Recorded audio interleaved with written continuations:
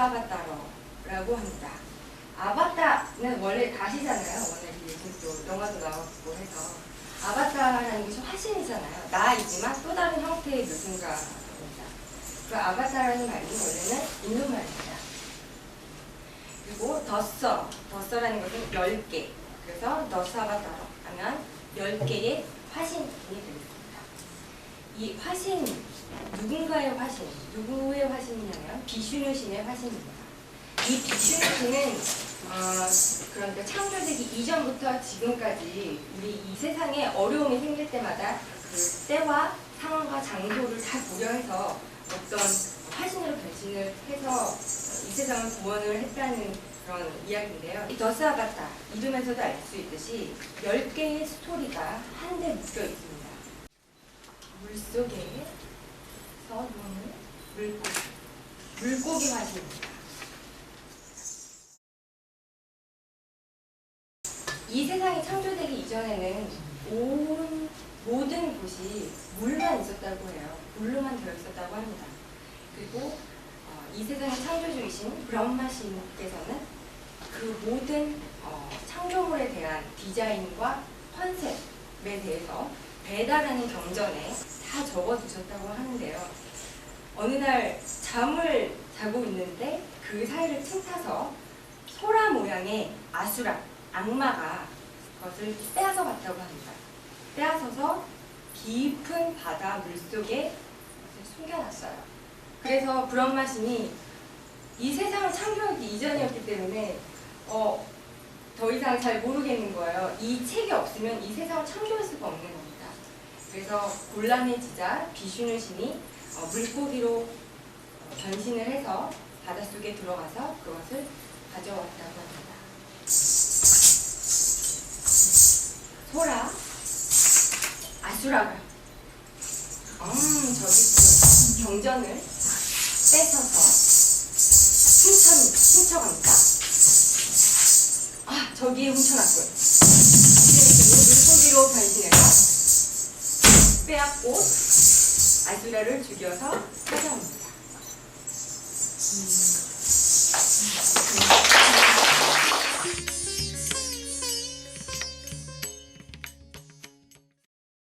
두 번째는 거북이가 되겠습니다. 거북이의 등. 네. 어느 날 아수라, 그러니까 악마 아수라편과 대박 신들편에서 어떤 사실을 알게 되었어요. 그 옛날에는 아수라도 그렇고 신들도 그렇고 다 영생을 살지를 못했어요. 그랬는데 그 알게 된 사실이 우유 바다를 계속해서 아주 커다란 우유 바다가 있는데 그 우유 바다를 계속해서 휘저으면 마지막에 딱 나오는 어떤 엑기스가 있다는 거예요. 그 엑기스를 마시면 영생을 산다라는 이야기를 듣게 되었습니다. 그래서 지금 니편 내편 할 것 없이 다 같이 합세해서 그 커다란 우유 바다를 휘저어야 하는데 이 바다가 너무나도 커서 수저나 무슨 국자 이런 걸로 할 수가 없는 거예요. 그래서 아주 커다란 산을 딱 뽑아다가 역으로 이렇게 딱 뭐라 그러나요? 해서 거기에다가 커다란 뱀을 둘 말아서 양 옆에서 잡아당기면서 젖게 됩니다. 휘젓게 되는데 그때 또 한 가지 문제가 생겼어요. 뭐냐면 이 바다가 우유 바다가 너무 커서 자꾸만 이 산이 이렇게 가라앉는 거예요. 그래서 그 모습을 보고 비슈누 신이 거북이로 환생을 해서 나타나서 거북이의 등에 얹혀놓고 그 산을 이렇게 양쪽에서 당겨서 그 엑기스를 얻어낼 수 있도록 도와줍니다. 이 모습을 보시겠습니까?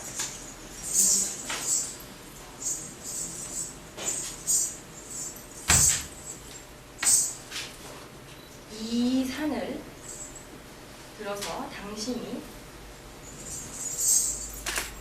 등 위에 얹어놨습니다. 거북이의 모습으로 환생을 해서 말이죠.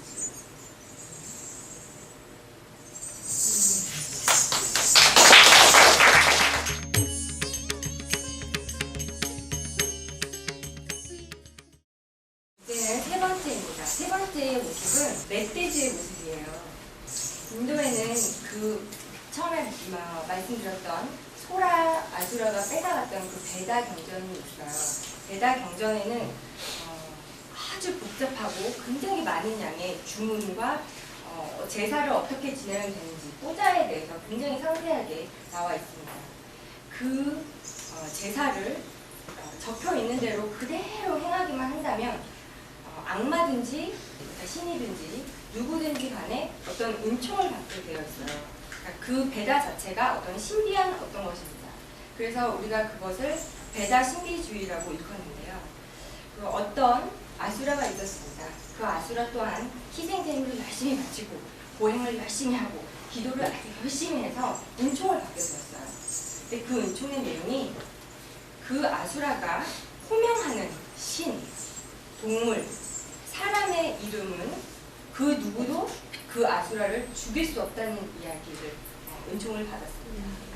그래서 그 아수라가 이 세상 모든 존재들의 이름을 다 호명을 했다고 생각을 했습니다. 그런데 딱 한 가지 멧돼지의 이름을 빠뜨려 넣었어요. 그런데 그런 줄도 모르고 아주 오만하게 마음대로 하고 살았던 것입니다. 그리고 심지어는 우리가 이 발을 딛고 있는 돼지를 바다 속으로 아예 가라앉혀 버렸어요.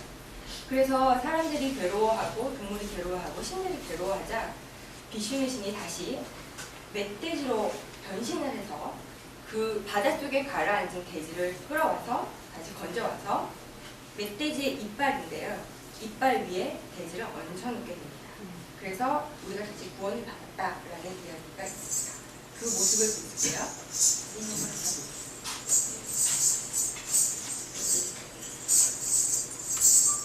이 오죽을 멧돼지의 이빨 위에 얹혀놨습니다. 그리고 이제 지금 선생님이 하시는 이 포스터, 이 자세가 어떤 여인의 모습으로 나타나요. 우리가 돼지를 가리킬 때 돼지의 어머니라고 하잖아요. 돼지를 얹혀놓았다라고 할 때 또한 이렇게 돼지를 나타낼 때 어머니의 모습, 여인의 모습으로 나타내곤 합니다.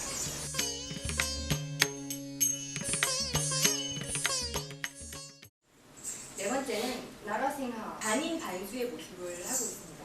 이 반인반수는 우리가 그 흔히 서양에서 말하는 그런 반인반수는 많이 달라요. 얼굴이 사자고요. 그리고 발톱이 이렇게 있습니다. 발톱과 얼굴만이 사자이고 나머지는 다 인간의 모습을 하고 있습니다. 자, 3번에서는 그 아수라가 은총을 얻었긴 얻었는데 한 가지를 빠뜨려 먹었잖아요. 그런데 4번에서 등장하는 그 아수라의 경우는 완벽한 영생을 얻는다는 그런 은총을 받았습니다. 그리고 그 내용 또한 그러니까 어떤 신에게도 어떤 인간에게도 어떤 동물에게도 죽음을 당하지 않는다. 그것이 하나고요. 또 하나는 이 허공에서도 그리고 땅에서도 죽임을 당하지 않는다라는 아주 완벽한 그 조건이었습니다. 그래서 나야말로 가장 위대한 존재이고 나야말로 가장 완벽한 존재이다라고 생각을 하고 있었는데 그 아수라의 아들이 이상하게도 이렇게 완벽한 나를 섬겨야 되는데 나를 섬기는 것이 아니라 비슈누 신을 계속 섬기는 거예요. 그래서 화가 난 아버지가 아들아 너는 왜 나를 섬겨야지 비슈누 신을 섬기느냐 그랬더니 아들이 이 세상에서 가장 온전하고 완전하고 완벽하신 분은 비슈누 신이십니다. 비슈누 신은 여기에도 계시고 여기에도 계시고 여기에도 계십니다. 이렇게 대답을 했어요. 이 기둥을 가리키면서 말이죠. 아버지께서 아니 이 기둥 속에도 비슈누 신이 있단 말이냐 그랬더니 네 그렇습니다. 이렇게 대답을 했습니다. 화가 난 아버지가 기둥을 쳤어요. 그랬더니 거기서 반인 반수의 모습을 한 비슈누 신이 나타나서 그 아수라를 끌어다가 무릎 위에서 쳐 죽이게 됩니다. 여기서 한 가지 트릭이 있는데요. 왜 우리가 어떤 신, 어떤 존재에게서도 죽임을 당하지 않는다고 했기 때문에 완벽해 보이지만 반인 반수이기 때문에 사람도 아니고 동물도 아니고 그래서 그 어떤 그 틈새를 공략을 한 것입니다. 그리고 허공에서도 죽지 않고 땅에서도 죽지 않지만 그 대신 무릎 위에서 죽여버린 것입니다. 그래서 어떤 트릭이 들어가는데요. 이 내용에서도 춤에서 이제 보시면 아시겠지만 또 굉장히 재미있는 것이 이런 부분이 있어요. 비슈누신 당신은 당신의 손은 연꽃잎처럼 부드럽고 아름답습니다. 그런데 어떻게 그 손에서 연꽃처럼 부드러운 손에서 그 날카로운 발톱이 나와서 그 아수라를 죽일 수가 있었습니까? 라고 굉장히 경이로워하는 모습이 또 무용 중에는 있습니다. 벽 속에서 나라시다가 나타났습니다. 그리고 아수라를 잡아다가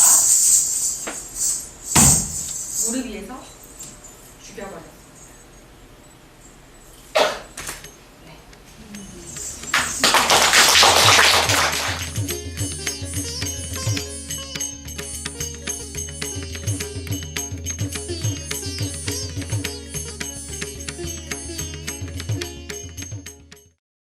다섯 번째는 난쟁이입니다. 이 거사다를 그냥 이렇게 이야기로만 알고 있었는데 알고 보니까 1번은 물고기, 어류이고요. 2번은 뭐였죠? 거북이 갑각류고요. 3번은 멧돼지, 포유류고요. 4번은 반인 반수. 이제 동물에서 사람으로 서서히 오게 됩니다.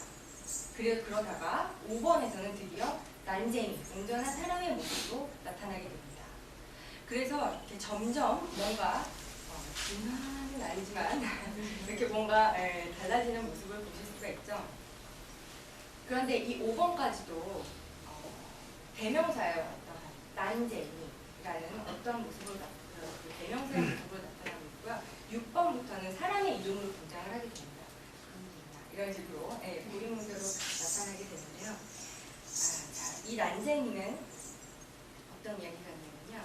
또 어떤 때, 어떤 장소에 어떤 아수라가 있었습니다. 그 아수라는 또 특이하게도 기부의 왕이었어요.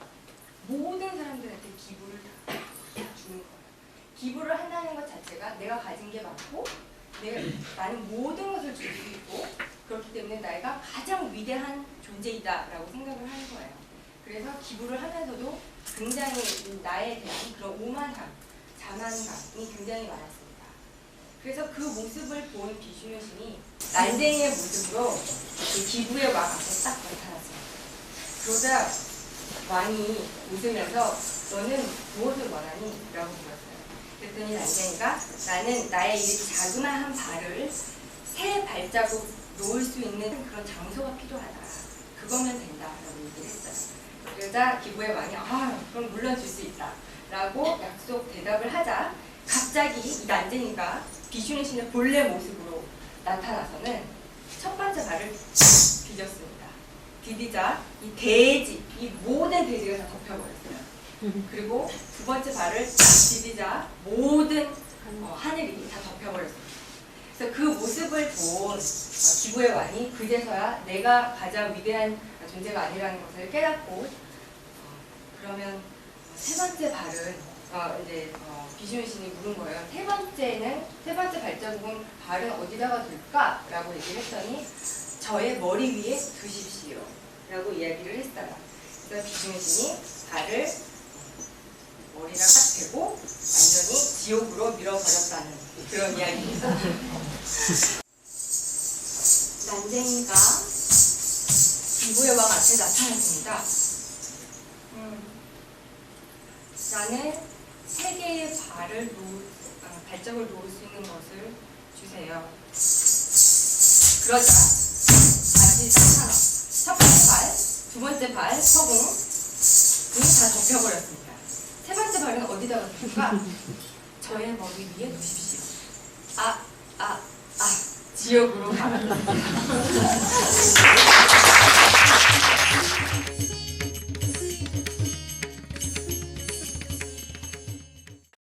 여섯 번째는 버러스라머라는 이야기인데요. 인도에는 먼저 카스트 제도가 있잖아요. 이제 첫 번째는 사제 계급, 두 번째는 왕족 계급인데, 이 왕족 계급이 정치도 하고 모든 이 세상을 다스리잖아요. 근데 이 왕족 계급이 자기 마음대로 칼을 들고 있으니까 다 처단해버리고 이 세상을 피의 바다로 만들어버렸습니다. 그래서 피로 모든 것을 다 해결하고 피로 목욕을 할 정도로 이 세상을 아주 어지럽혔습니다. 그래서 그 모습을 보다 못해서 비슈누 신이 도끼를 든, 이게 도끼의 모습인데요. 도끼를 든 사제의 모습으로 나타나서 그 왕족 계급을 모두 처단합니다. 모두 처단하고 처음부터 다시 시작할 수 있도록 만들어줍니다. 도끼를 든 사제가 왕족 계급들의 머리를 자릅니다. 피로 목욕을 하는 그런 세상이었고요. 도끼를 처단했다는 이야기입니다.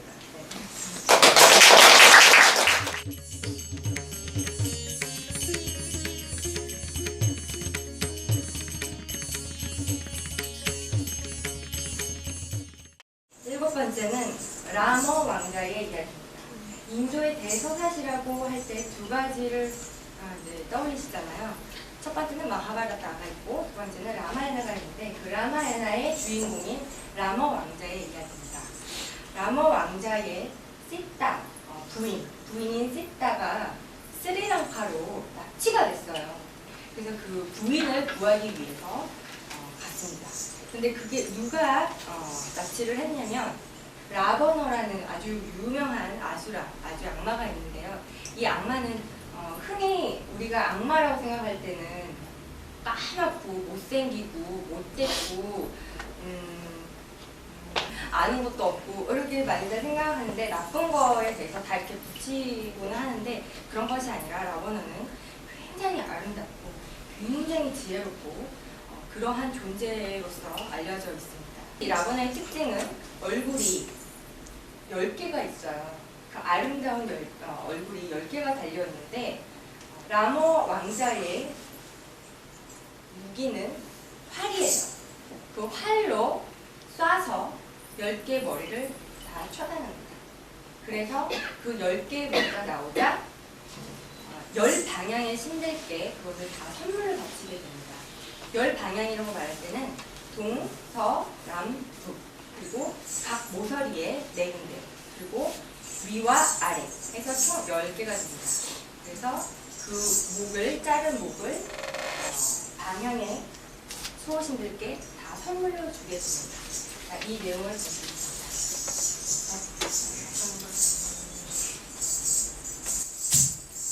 활을 든 라마 왕자가 활을 쏴서 10개의 머리를 가진 아수라를 머리를 잘랐습니다. 그 머리는 굉장히 아름다운데 그 머리를 선물로 주었습니다.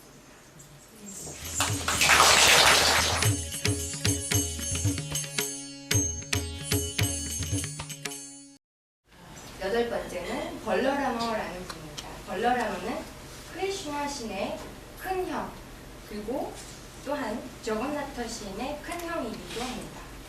벌러라머가 하루는 봄날, 아주 좋은 봄날, 정글, 우거진 숲속에 들어갔어요. 인도는 굉장히 덥기 때문에 흔히들 이렇게 엔조이 할 때는 정글에서 또 많이 이렇게 즐겨요. 그래서 정글에 들어가서 고삐들, 여자친구들과 함께, 여러 여자친구들과 함께 정글에 가서 즐겁게 놀이를 했습니다. 그러다가 나무에서 나오는 나무 엑기스를 마시게 되었습니다. 그런데 그 엑기스에 약간 알코올 성분이 있었던 거예요. 그래서 그걸 막 마시고 나니까 어지럽고, 그리고 너무 목이 마르고 목욕을 하고 싶은 거예요. 너무 더워져서. 그래서 앞에 흐르고 있던 야무나 강에게 나에게로 오라고 이야기를 했습니다. 그러자 야무나강이 싫다고 거절을 한 거예요. 그래서 화가 난 벌러랑어가 야무나강을 딱 쳐서, 그리고 벌러랑어의 그 무기는 쟁기예요. 쟁기로 야무나강을 딱 쳐서 그 한 줄기였던 야무나강이 100개의 줄기로 바뀌었다는 이야기입니다. 그리고 이 이야기는 특히 인간 사회가 유목사회에서 농경사회로 바뀌었다는 것을 또 상징을 하고 있습니다. 쟁기도 그렇고 또 농사를 지을 때는 그 물줄기가 굉장히 중요하잖아요. 그러한 내용도 담고 있다고 합니다. 그러면 보겠습니다.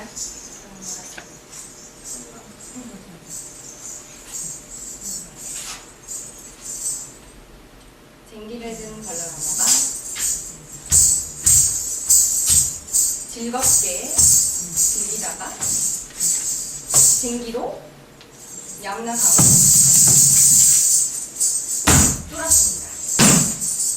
그러자 물이 쏟아나왔습니다.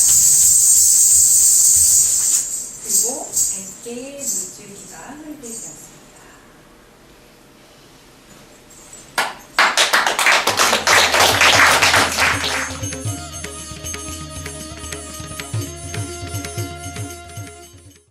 아홉 번째의 화신은 부처님이십니다.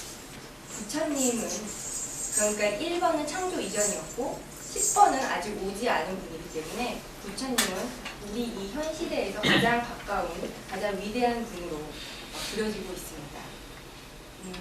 그래서 요즘에는 부처님 말고도 예수님으로 그리기도 하고요.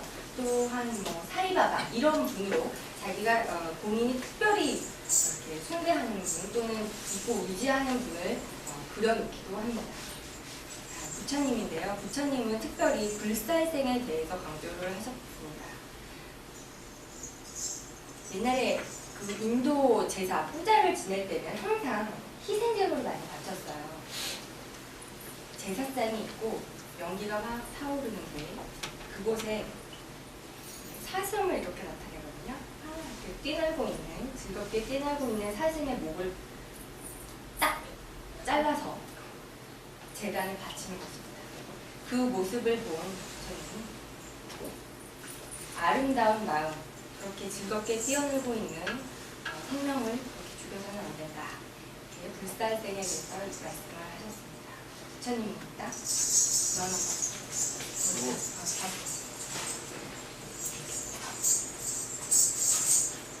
제사상에서 타오르는 부분입니다.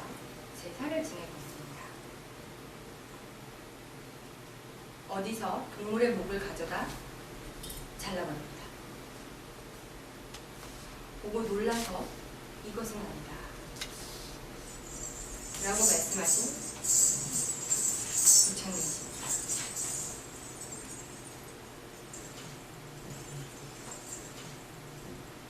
네.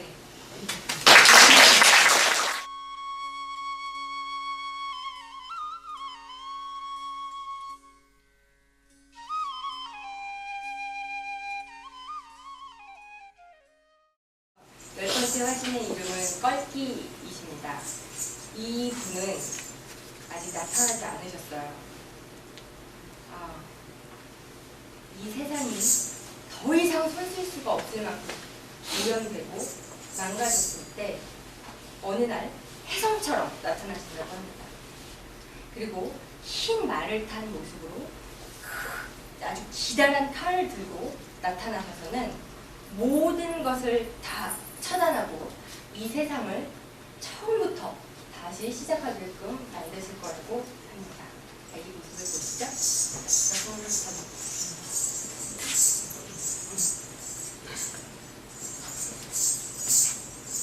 혜성처럼 나타나서 이 모두를 불사르고